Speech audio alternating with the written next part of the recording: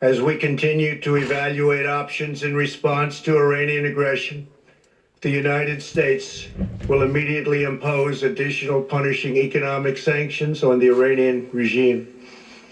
These powerful sanctions will remain until Iran changes its behavior.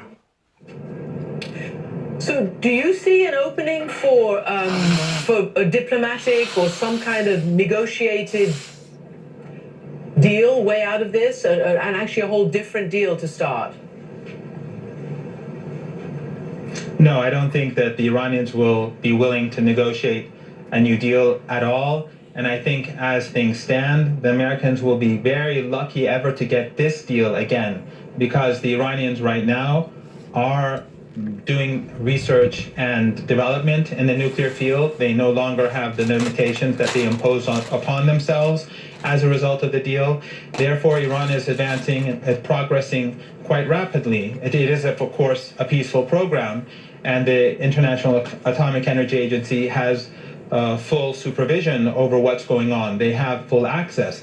But Iran is developing rapidly, and you cannot take away the technology that a country develops. So what Trump has done is that he's helped Iran push forward its technological advances, and I don't think that even this deal will be able to be brought back to the table. If there ever is a negotiation, it will probably be Iran who will be demanding a lot more than today. And I think, again, in the United States, they always like to see Iran as weak and collapsing.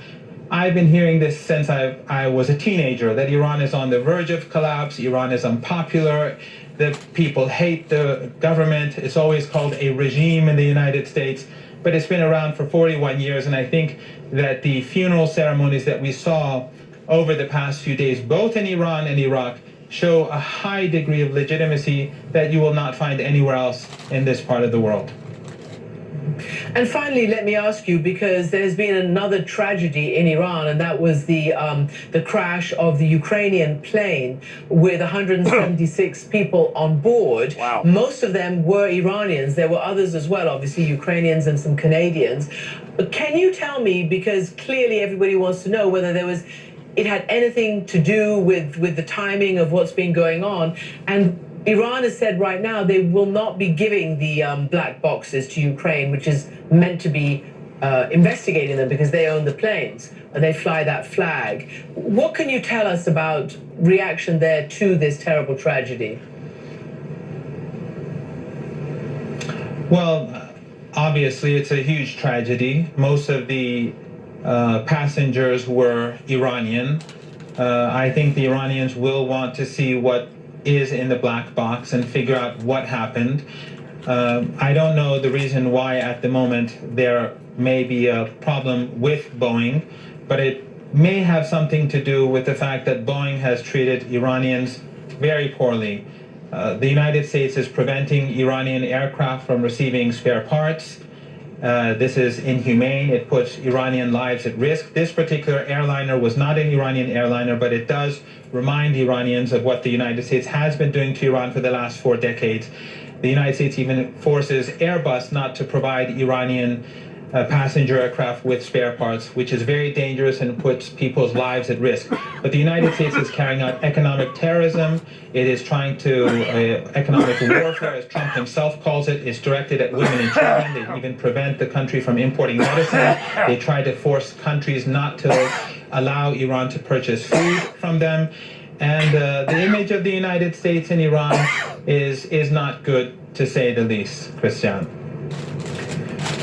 This crisis is probably not over. Mohammad Marandi, thank you so much for joining us from Iran, from Tehran there. Thank you. And as we said, President Trump has taken this opportunity to step back from increasing the military confrontation, saying that he sees opportunities to work with Iran, although you just heard The View from Tehran. But he also again reiterated his criticism of the nuclear deal. Tony Blinken was Deputy National Security Advisor to President Obama, and he's now Senior Foreign Policy Advisor to the Democratic presidential candidate, Joe Biden. And he's joining me from Washington. Anthony Blinken, welcome to the program. John, great to be with you. I don't know whether you've heard all the back and forth between the president's view, the view from Iran, what the president said today. Let me just ask you to give me your sense of where Iran and the United States are at this moment, given this apparent end to the current tit-for-tat military cycle.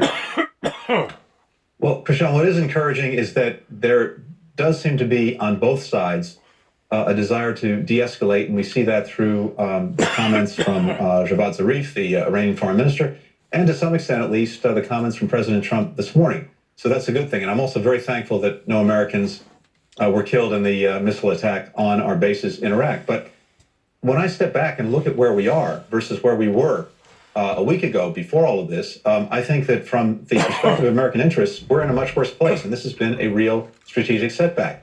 If you think about our core interests, first, that Iran not get a nuclear weapon. Well, as a result of the president tearing up the nuclear agreement and accelerated by the events of the last week, Iran now considers all restraints that it negotiated off, and it can pursue the program that we stopped, we meaning Obama-Biden administration. Second, we have a profound interest in continuing to stamp out ISIL or Daesh and what remains of it. And yet now, the forces that we have in place to do that, a small number but very critical, in Iraq and in Syria, are busy protecting themselves instead of prosecuting the mission against ISIL. That means ISIL will have a window, an opportunity to regenerate, and all the more so if we're actually forced to leave Iraq.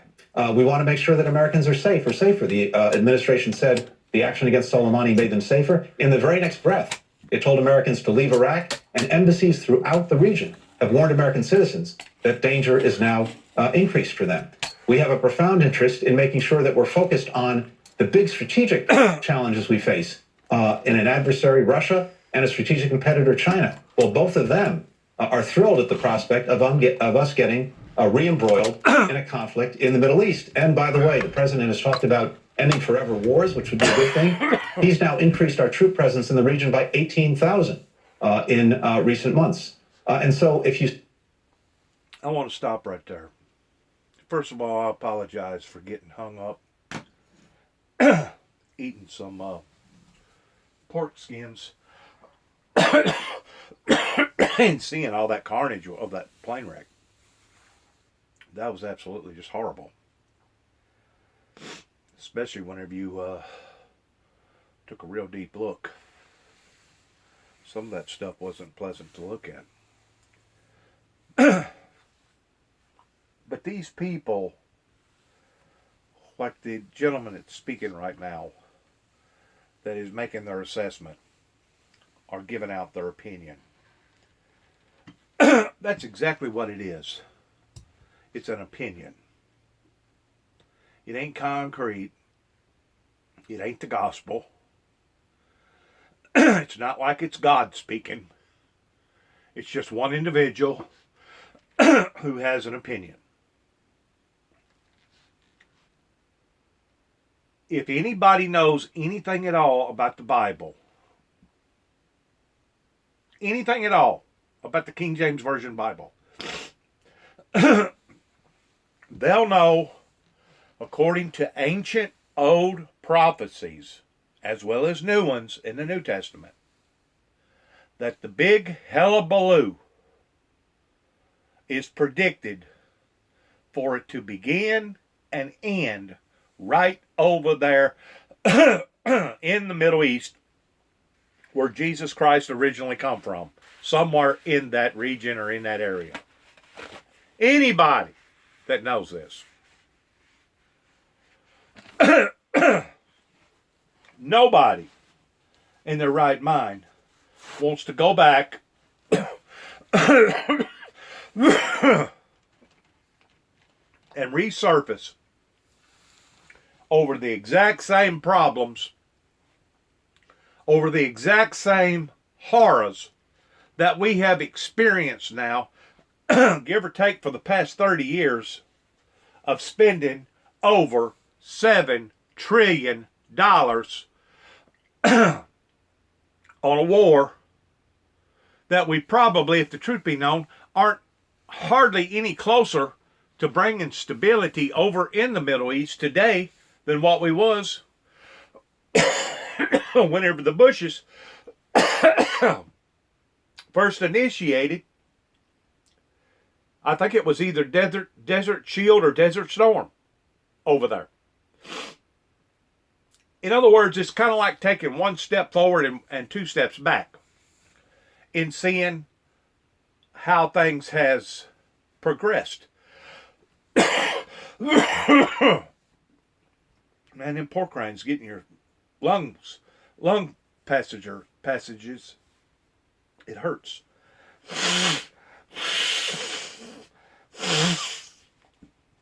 But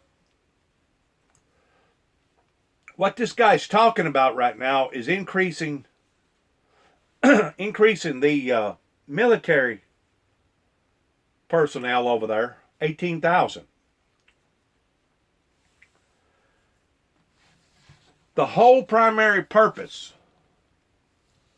for this administration that's presently in power, that went over there and ripped up the nuclear agreement that the Obama administration tried to bring into existence, was because this administration felt like that what the old administration had done was foolish, reckless, careless, that could actually evolve off into Armageddon as far as a nuclear holocaust. A nuclear holocaust. We are trying to prevent that from happening. Just like Trump keeps saying, we're not trying to make war, we're trying to prevent war. We would be absolute fools to walk away from that district or that area and think that those people had enough sense to handle their own affairs. They have been fighting now since, I guess, the beginning of time. And it's just a matter of time before somebody over there is going to be gutsy enough that has some sort of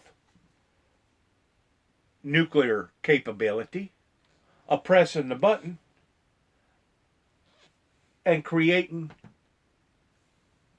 havoc on another country that's going to be biblical proportions. This is what we're trying to prevent from doing, or seeing that it comes about. That was the whole primary purpose for for the 9 tapes of the testimony coming from the individual that's speaking to you right now, towards trying to end the Cold War, the standoff that began with the superpowers over 30 years ago. Over 30 years ago. Because we knew that this type of technological advancement, yes, is good if it is treated right and if it's in the right hands. But if it's in the wrong hands and it's treated wrongly, it can actually be the desecration to us all. It's the same way with IE. AI, I mean, artificial intelligence. If artificial intelligence is handled properly in the right hands, it can be a blessing that people thinks that come from the heavens. But if artificial intelligence is mishandled in the wrong hands, it can be something that the people's going to interpret towards it coming from hell. Because it can literally be weaponized to the degree of causing havoc to all of us. Not just one or two of us, not just part of us, but all of us. So you got to look at nuclear energy coming from the Atomic Association.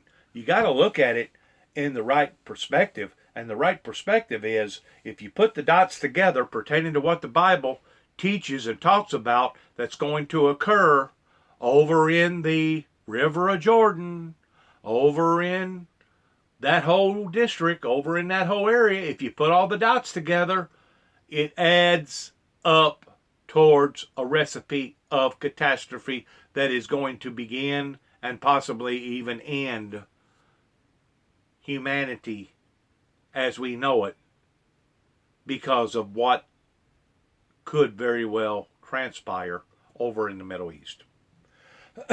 Once more, we would be absolute fools to walk away from that area and think that those people had enough sense to run their own business. We're talking about a group of people that has so much bitterness, so much hate, so much animosity, so much blood grudges against one ethnic group versus another ethnic group, because they have allowed for Satan to come into their hearts and into their homes and into their neighborhoods and into their nations. They have allowed for Satan to come in there and deceive them. Once more, it's Satan that is the author of confusion, not God. If they would have done like they should have done during the era of Abraham, and especially during the era of Jesus Christ, they wouldn't be facing off on all these different problems over there the way that they are towards all these ethnic groups. What is it? Something like 65, 70 ethnic groups over there that is at one another's throat day and night. And if one ain't trying to bring a mutilation to one, the other one's trying to bring a mutilation to the other. America has been trying to be basically the referee or the peacemakers in all this. We've been trying to keep them separated and keep things under control, at least to a little bit, so that they won't wind up desecrating all of us on the planet with some sort of crazy stuff that they have generated or created. We're all for people's lives evolving to a better standard of life. We always have been. But at the same time, we also are about humanitarian rights pertaining to not being dictated by these evil, demonic oligarchs or these kingdoms that are being run basically by kings over there, that their regular citizens don't have a snowball chance in hell towards ever excelling and exceeding and growing like other parts of the planet has, especially over here in the Western world. I mean, if you keep people under bondage, and if you keep them ignorant, and if you keep them without the means to do better for themselves, naturally they're going to be like a bunch of robots walking around. It's a form of slavery. It's bondage that they're under. And this type of bondage is evil. It's wicked. And obviously, they don't understand that because they don't feel like that there's enough of the piece of the pie to go around. In other words, you think it's bad over here towards the richest of the rich, the wealthiest of the wealthiest, the conglomerates over here, towards taking control over various markets or various entities here in America. If you think it's bad over here, go over there and realize just exactly what is going on.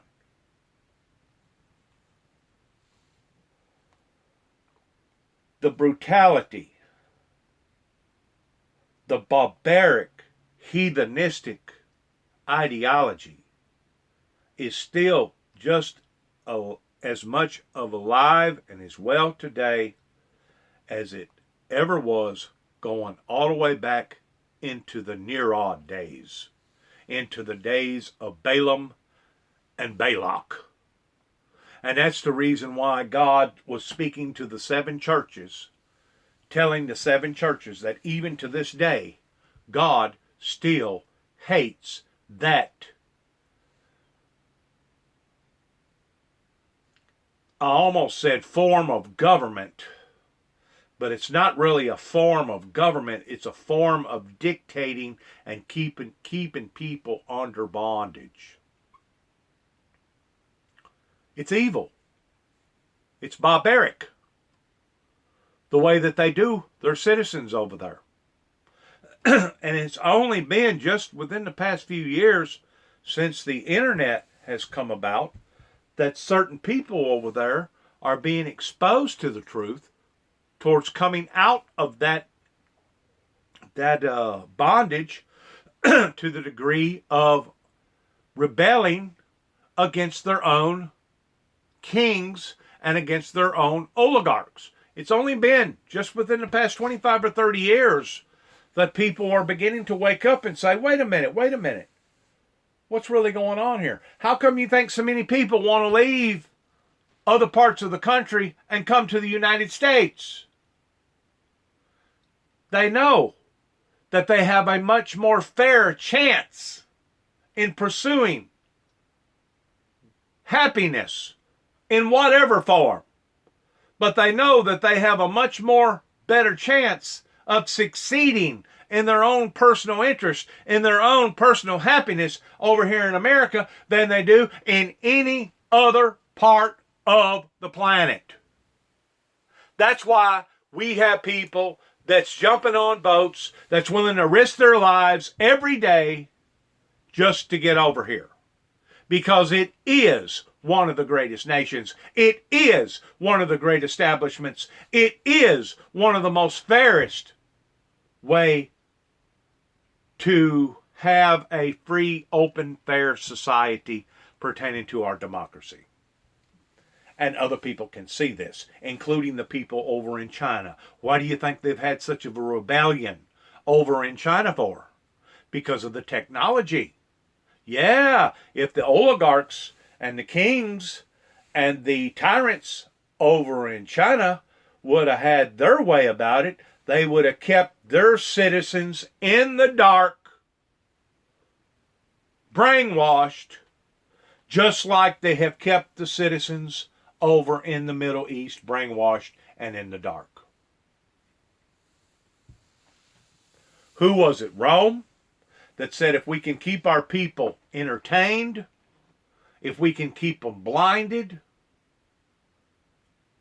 and if we can keep them, it was something else, entertained, uneducated. If we can keep them uneducated, blinded, that we can rule the people. That we can rule the people that way.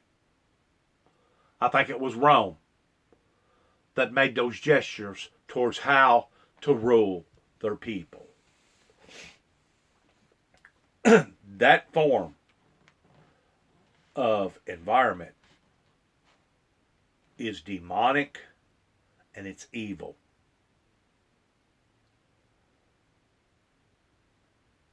That's the reason why the Western world is trying to help those people so that they will evolve, expand, and grow and become a good force or a good entity for not only possibly their culture of people over there, but possibly the world. Who knows? There's liable to be somebody over there in the Middle East that has the ability to cure cancer or to be able to do other things that we've only dreamed about. But do you think, under this type of tyranny, under this type of slavery, do you think that person, whoever that person might be, and I'm just hypothetically speaking here, but do you think that person, if that person was living over there, do you think that there would ever be a chance that person would be able to evolve and be able to fly and show their talents and their gifts to society that way? I kind of doubt it. You know, if it's very, very extremely hard over here to be able to get your ideal out to the general public, if it's extremely difficult to manage people's lives over here towards telling them what the better way of life towards getting off of drugs, getting off of alcohol, if you do drink any alcohol, do it in moderation, learn to love your neighbor, learn to be forgiving, learn to do this, learn to do that, which is all the core teachings of the Bible. If it's hard enough to do it over here, could you only imagine what it would be like if you was over there, or if you was over in China, or if you was over in Russia? whenever it come to actually bettering society in a righteous, holy form? You know, anybody can throw an ideal out there towards helping society in a gross, sinful, wicked way. You know, just look at porn, how porn has spread all over the planet, pertaining to how pleasurable it is for people to participate in that type of activity. But at the same time, as it growed and it expelled with their pleasure, look at all the grief and look at all the sorrow that porn has caused pertaining to couples breaking up, family units no longer being family units because of this disease towards people spending more time with porn than they do spending time with their companion.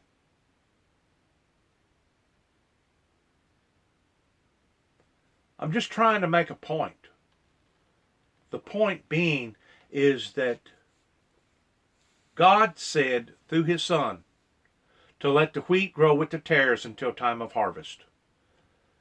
If the tares had their way, they would stomp out the wheat, not just over there, not just over Russia, not just over in China, not just over in South America and Mexico pertaining to the drug culture and all the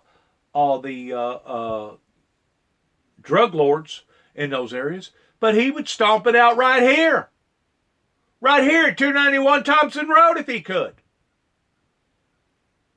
If the majority of the people in this neighborhood where I live right now, if they could find a way of putting a muzzle on my mouth and shutting me up and bulldozing this piece of property down into the dirt somewhere and acting like that I never ever existed out here pertaining to my calling, it would be unanimous. It would probably be 9 out of 10 in this particular area within a 5 mile, let's say within a 10 mile radius in any direction, north, south, east, or west. I'll even go as far as a 20 mile radius, north, south, east, or west, that they would be willing to jump up and down and have a party. They would all declare a day of not national mourning, but they would declare a day of celebration if they could get rid of me and get rid of 291 Thompson Road, Sharon, Tennessee. If they could. 9 out of 10. It may even be stronger than that. Because people are not opposing me. They're opposing the Bible. And it just so happens I'm the tool that God is using. And because God is using me, personally me, as that tool, they think that if they get rid of me because I'm God's tool, that then the prophecy in the book of Revelations and the prophecy in the book of Daniel and the prophecy in other books in the Bible will just go away with me. I got news for society. They can do whatever that they want to. According to the teachings of the Bible, it says that it would have been easier for all of heaven and all of earth to pass than for one jot of the Lord thy God to fail. I didn't design the Bible. I didn't create the Bible. I didn't manufacture the Bible. I haven't added to the Bible. I haven't taken away from the Bible. All I am is a part of the prophecy to be the instrument of God in the Bible. But they think, this is what they think. They think that if they can get rid of me, all their problems is suddenly going to go away, and then they can live in their life of luxury with all their sin, because Satan has already convinced them of this. Just like the people over in the Middle East. They think that if they can get rid of Jerusalem and the people that stand for righteousness over in Jerusalem, and they think that if they can get rid of America, because America was founded off of Christian principles, they think that if they can get rid of these two entities, that they can just live in luxury and basically just take over and rule society in any way that they want to rule society in. That's what the resistance started about thousands of years ago, whenever, first of all, God put an end to the old world by a flood. And rather than destroying all of them again through the flood, he worked through independent cultures and independent people's lives, such as Moses, towards saying, what you're doing is wrong. You're trying to hold my people,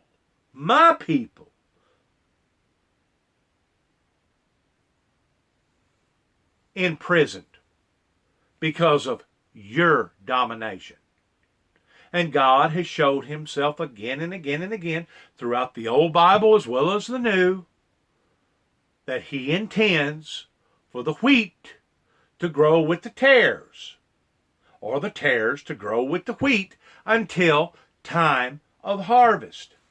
Whenever the time of harvest comes, and God the Father tells Gable, blow the trumpet, it's through, it's done.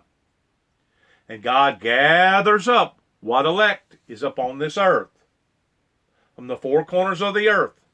And whenever God the Father throws this thing off into great, great, great tribulation, tribulation like we've never seen, like the planet has never ever seen before, then, and only then, is whenever the devils and the devil's people can rule and reign the way that they want to rule and reign. That will be whenever the actual mark of the beast comes into power, pertaining to not being able to buy or sell without this mark. But until then, people that has any type of goodness or righteousness about them are going to stand up against this type of tyranny and against this type of revoke towards the wicked standing up against the godly. We are not the great Satan. The great Satan has come from the Middle East because, once more, what did Jesus do there at the last? Whenever he had found himself to be, I'm not going to use the word defeated in the flesh, but he found himself to be disappointed. Jesus found himself to be disappointed. And because he was disappointed, he was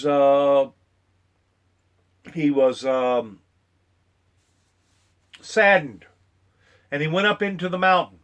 And it says in the scriptures that Jesus looked down upon the Jerusalem and said, Jerusalem, Jerusalem, I have gathered thee together as a hen would gather her chicks, and ye would not listen. Ye would not listen. Well, does that not sound like a repeat towards what happened with Noah and his family? They would not listen. They would not listen. And because they would not listen to the prophets, God brought wrath upon to that culture, upon to that generation. And that's exactly what we're looking at right here at 291 Thompson Road. They think that by doing away with me is a good thing because they have been convinced of that. They're brainwashed. The devil has lured them into this thought pattern towards thinking that if they can get rid of old Juby,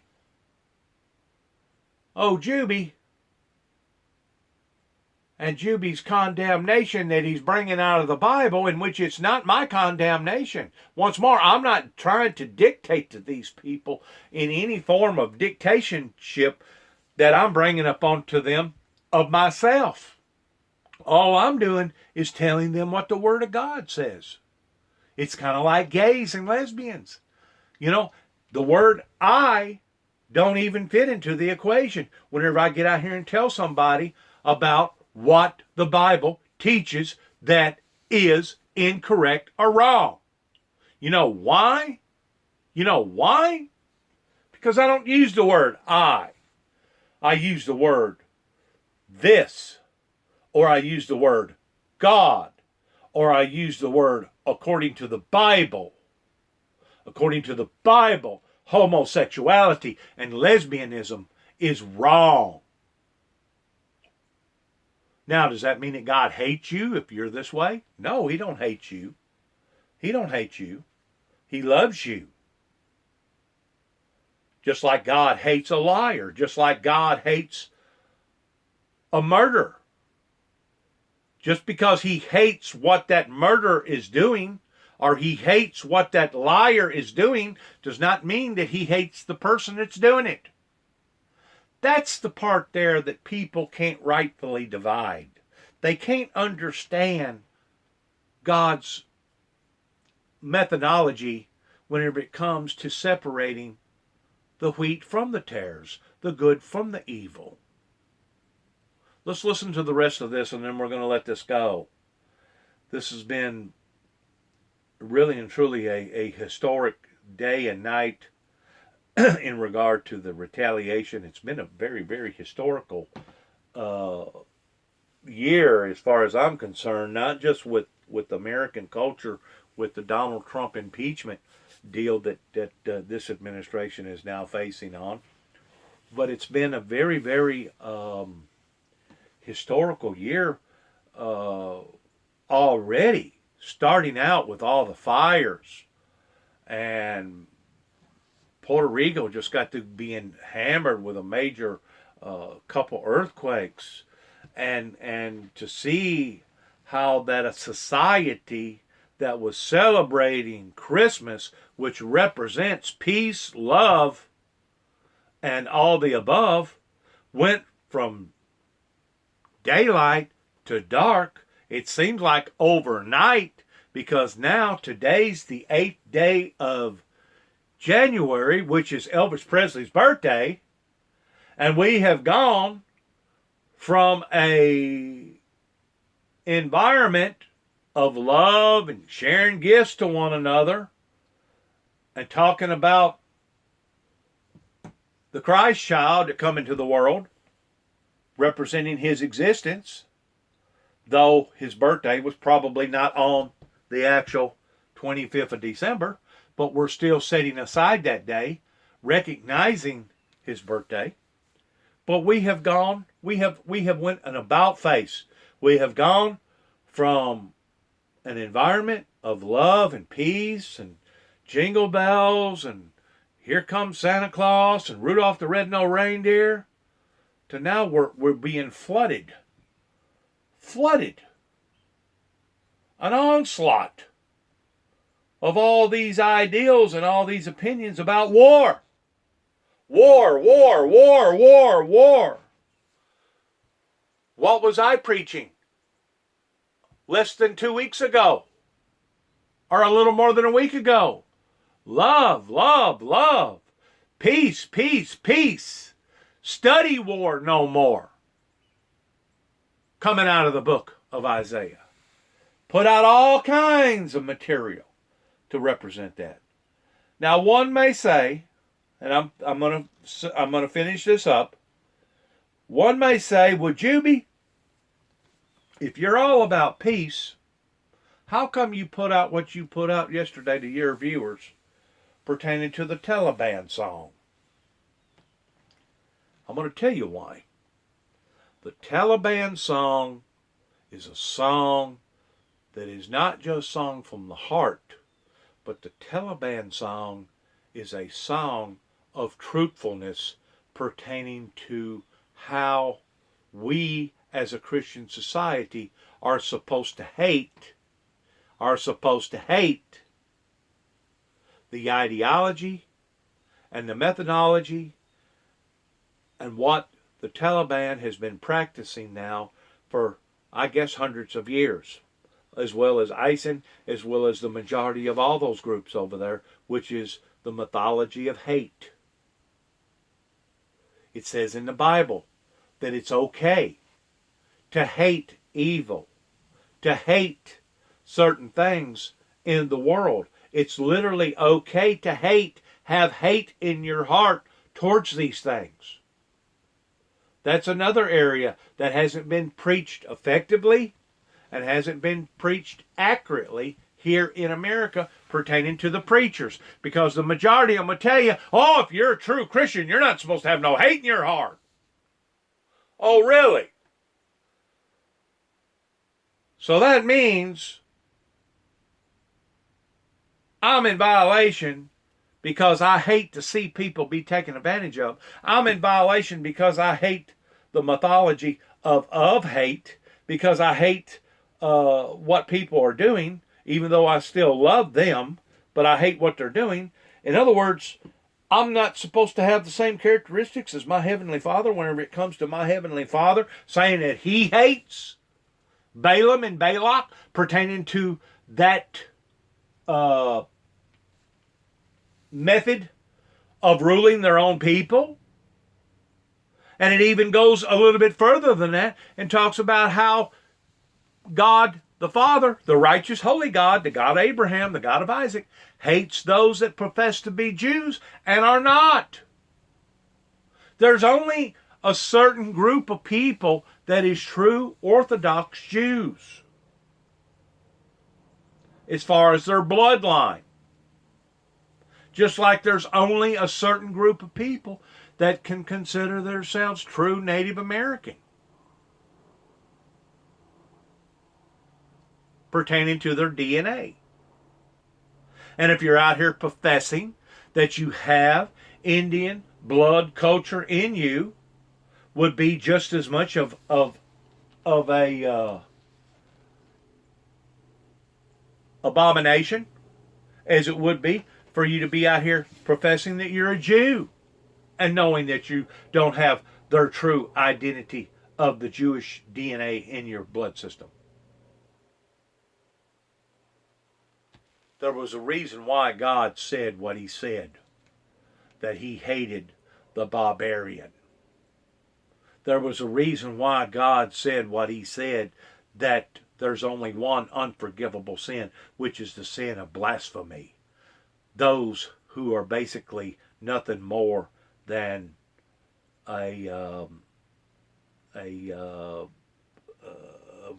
what's the right word I'm looking for? An imposter. An imposter in their faith, or an imposter in what they're telling people pertaining to their bloodline. There's nothing any worse in the eyes of God than a fraud, an imposter. And that's the reason why it teaches that in the Bible, that there's one sin that sticks out above and beyond all other sins, which is the sin of fraud. The sin of being an imposter.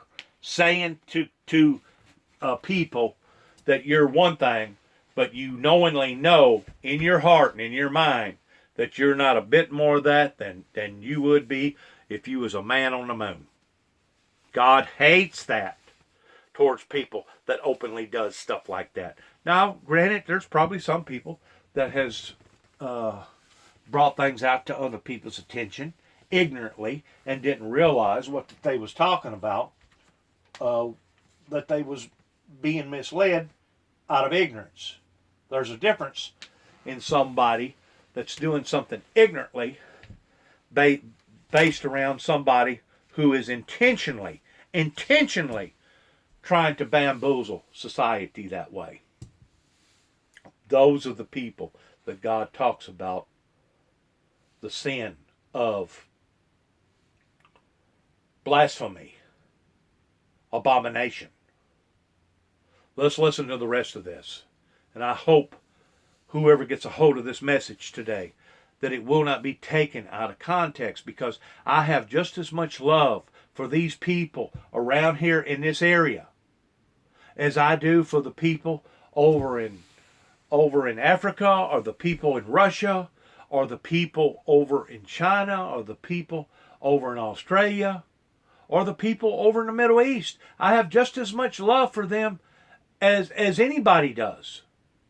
I don't have love for their ways towards what they practice and what they are doing to their own people pertaining to the wickedness that abideth into their lives. Abideth, I think I used the right word. I may not have worded that right. Abideth in their lives. God don't like the sin that abideth in our lives. God hates sin. And anything that even comes close to sin, God hates. And it's only because of his Son that makes intercession prayer for us is the reason why that he tolerates sin in any of our lives, regardless whether it's the lives of the Americans, the lives of the Native Americans, or the lives of the Jews, or the lives of the Chinese, or the Japanese, or the Russians. The only reason why God tolerates it is because of the Son who makes intercession prayer for us. For we have an advocate with the Father through the Son. Through the Son. Now, once more, one may ask the simple question, Juby, why did you promote the Taliban song last night late after you realized what was going on? Because the Taliban song talks about volumes of truth. If you listen to the Taliban song pertaining to the people over in the Middle East, it speaks of the truth. And as long as hate is directed in the right direction towards either an individual or a group of people, I personally believe that hate is as acceptable in society as much as love, if it is done in the right way, if it is done in the right format, if it is done for the right reasons. Hate is just as much of a reality in this cosmos as love. It just so happens that love is greater than hate. Like my daddy used to tell us boys before he got ready to fly into us and whip our tails, now this is going to hurt me worse than it's going to hurt you. Under the pretense of love. He didn't want to bring infliction into our hides. But obviously, he must have felt like that was the only way that he could get his message or his point across, was to bring forth a good old-fashioned whipping or spanking. Just so happens, my father took it a bit on a level that went beyond just a regular spanking or a regular chastisement in that degree. In other words, he would get so obsessed in his own madness whenever he would fly off the handle, he would lose control of his emotions. And that's whenever rage and hate would take over his heart. That was actually contrary to what he was trying to teach us boys. Because you don't think that we could see that in him? Whenever he would get so frustrated and so mad that he would just literally go off into a madness, a rage? You don't think that we've seen that in him? Sure we did. Sure we did. We seen where evil was residing in his heart and in his mind and in his emotions and in his actions. We seen it just like the nose on your face. Let's listen to the rest of this. Step back and look at all of those interests. We're in a worse place than we were before all of this. And it goes back, in my judgment at least, to the original sin of the president tearing up the Iran nuclear agreement that was working and unleashing a chain of events that have brought us to today. It seems ne'er the twain will meet over that. I mean, That is so narrow-minded. That is so narrow-minded of that individual that just got through making that statement. Now, once more, you're a free moral agent. You can listen to what he says and how he says it in the frame of mind that he says it in and use your own judgment. But the fact of the matter is, somebody was looking on down the road 10, 12, 15, 20 years from now and saying, what? We're going to give these people nuclear? As much hate and as much rage that's going on over there, that has been going on over there, that still to this day has not been dampered down none? We're going to give these people nuclear? That guy needs to wake up, as far as I'm concerned. Once more, that's my opinion about him. Vehemently convinced that defanged one of the main dangers from Iran, and likewise the administration. You heard David Urban, you heard the president today call it a foolish deal. I want to ask you, though, they have also said, gosh, look at us. We took an action that no other administration was ready to take, that we have sent a very serious message of deterrence, that yes, the Iran nuclear deal, but it never dealt with Iran's external malign activities, and that we believe that this is going to send a message. And you saw a relatively proportionate Iranian response that did not kill or damage any serious American personnel or facilities. Why did you never take out Qasem Soleimani? Well, you always have to ask for any action that you're thinking of taking, what are the likely consequences going to be? What will be the second and third order effects? And to the extent previous administrations, including the Bush administration, looked at this and may even have had opportunities to take action, I think the conclusion was that the second and third order consequences meant that the risk was not worth the reward. And the consequences that I just laid out suggest that that was the right calculus to make. When we had militia in the past, for example, take shots at our embassy or at our bases, we in the Obama administration authorized our special forces to go in and go after the trigger pullers. And we did that in coordination and cooperation with the Iraqi government and dealt with them. And by the way, during the pendency of the Iran nuclear agreement, while it was in force being respected by both sides, there were virtually no attacks on our facilities in Iraq, either on our embassy or on our military bases. All of this started to unravel when President Trump tore up the agreement.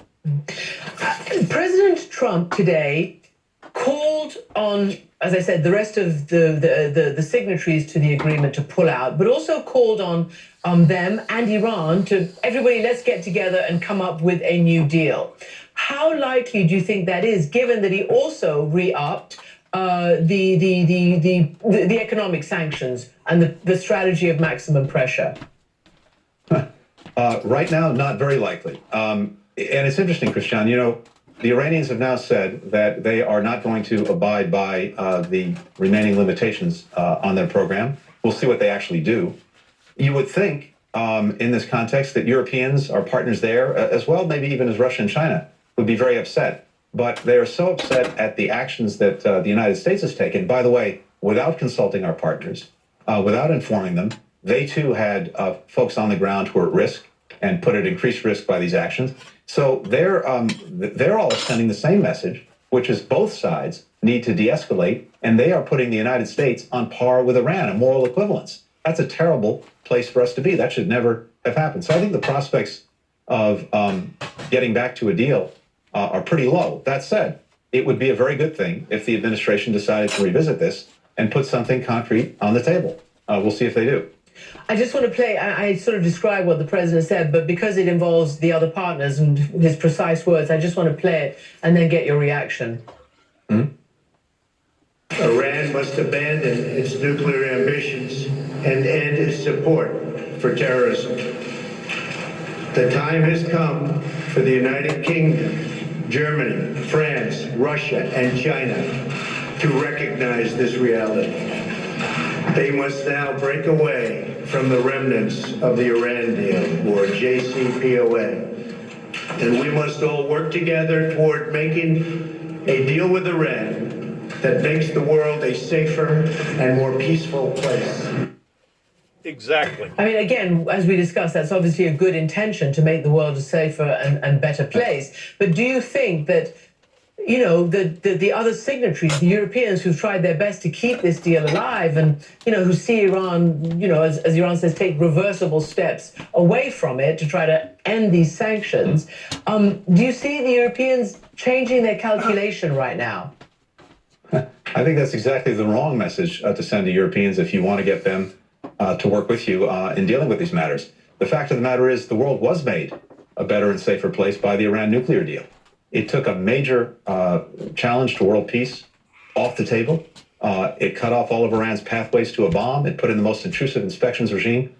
Temporarily, you might be right.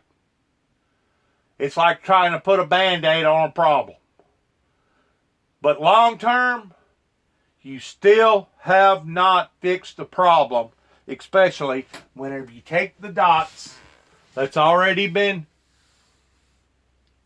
projected, that's already been predicted in the Bible towards what's going to occur over there to begin with. Once more, all this hate mongering, hating the United States, hating Israel. This didn't just start up yesterday. This just didn't start up a week or a month or a year ago. This has been going on now for quite some times. Matter of fact, if you really get to looking, it's been going on for a long period of time. This hate mongering against the righteousness of God's people.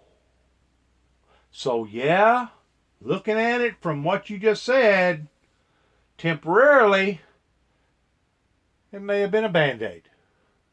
But long term, we was looking at a catastrophe that not only could have very well affected those people's lives over there, a whole region of people over there, but it could have affected the whole planet, the whole world. This is the reason why you, my friend, are not the president. In arms control history, and by every account, Iran was abiding by the agreement, and our own intelligence agencies confirmed that. That was a very strong foundation upon which to build. And, before the president got out of the agreement, he had an opportunity.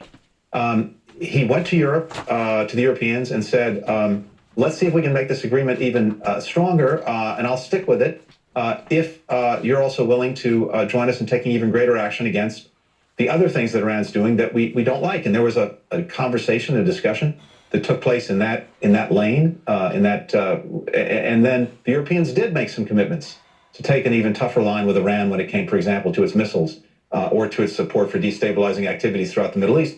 And the president still pulled the rug out from under them by getting out of a deal that they were a party to as well, that they negotiated along with us, and that was working. So if anything, this is Alice in Wonderland. The Europeans are the ones who would be saying to President Trump, you're the one who needs to come back and see if we can revive what had been a very good deal for our interests, for our security, for our future.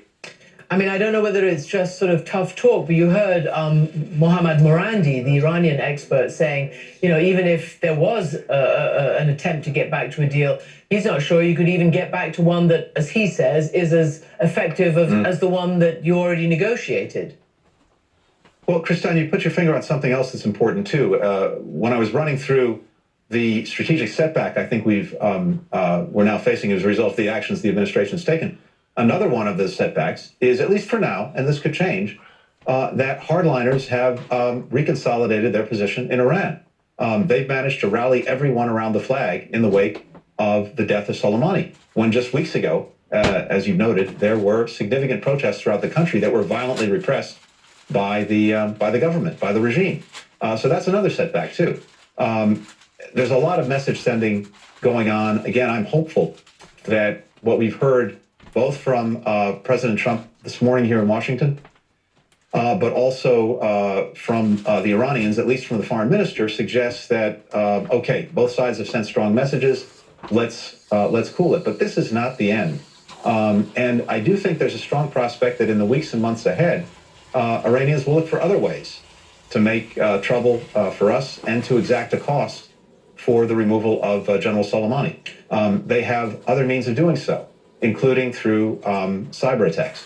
How did you read President Trump saying he's tonight going to be talking today to NATO and ask them to get more involved in the Middle East, and then said we're energy independent, we don't need Middle Eastern oil? What is he saying? Is he saying this is the beginning of us withdrawing? What was he saying? Once more, I agree with the certain factor that this is not the end. This is not the end. But it's not based upon his opinion, nor is it based upon mine. But it's based upon the Bible. The Bible specifically says where and when and how that all this is going to come to a head. Not no ifs, not no ands, not no buts, but the real deal.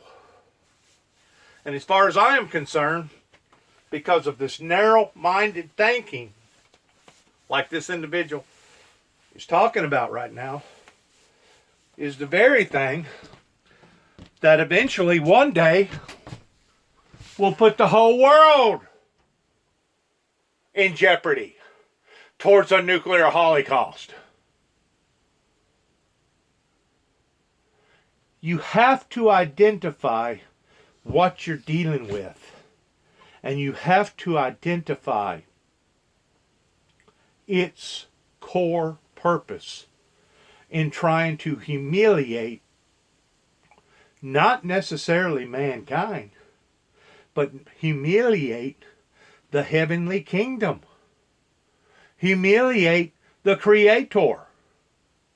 And it would just tickle Lucifer, the being that fell from heaven. It would tickle him to no end to be able to point his finger at God while beating his chest and say, you see there? You didn't destroy them. I did. I caused them to destroy themselves. I'm the one that's more powerful and greater than you. I'm the one who deserves all glory, honor, and praise. That would be what Lucifer, Satan, the Antichrist, would be doing in the face of God Almighty. And God's people can see through this because we don't have tidbits of information pertaining to how we think. We think long term, and we're broad-minded instead of narrow-minded. And we're thinking, what is it going to be like 10, 15, 20, 25, 30 years down the road? Obama didn't think of that. Obama used a Band-Aid by thinking that he could pay off the Iranians by giving them all kinds of money and just basically giving them a green light and say, do whatever you want to do. Go ahead and make the nuclear stuff. Go ahead and make the enrichment stuff. The uranium and all the other stuff that we know is not only harmful to humanity, but it's harmful to the whole world.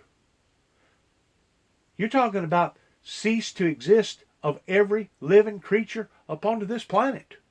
Birds, fish, any type of mammal. You know, we think that we're looking at something extremely sad right now over in Australia that they're saying now it's probably over a billion animals that has been killed. A billion. Started out 500 million, now it's a billion. That's sad. That's probably one of the most saddest things that the 21st century has ever seen pertaining to the animal kingdom. That is so sad, pertaining to the underground or something like that, pertaining to outback. That is so sad. But could you only imagine how sad it would be if a nuclear holocaust was to occur? And basically we set this planet Earth on fire to the point that there's no living organism on this planet because we had made it uninhabitable for not only us to live on, but every creature. And you're talking about contaminating the oceans and the seas, and it go beyond comprehension. It would be unlike anything that we could ever even begin to fathom or imagine. I'm going to end this right there because this guy, obviously, I don't agree with all his ideals. Some of them, yeah, maybe, so. But once more, whenever you're dealing with narrow-minded people that can only see, what is the old saying? You can't see the trees for the forest. Whenever you're dealing with these type of people that's like this, you could talk to them until you're black and blue in the face, and they're still going to only see the trees for the forest. They don't understand long-term commitments. They don't put the dots together towards what the Bible has already done, pre-selected and prophesied that is going to occur over in that area. As I have said before, and I'll say again, we would be absolute fools just to walk away and say, okay, y'all take it on your own now. Do as you will.